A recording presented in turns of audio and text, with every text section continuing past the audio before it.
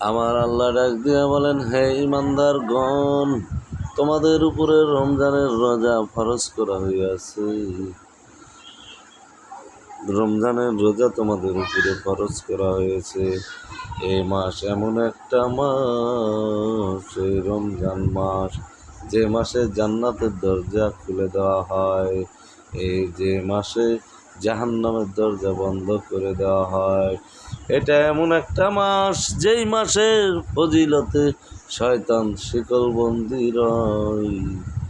এইটা এমন একটা মাস, রমজান মাস শুধু রোজা রাখার নয়, এই মাস গুনাহ মাফের মাস, রহমতের মাস, বরকতের মাস, রমজান মাস মাগফিরাতের মাস, গুনাহ মাফ নেওয়ার মাস, ইবাদত বন্দেগী করার মাস।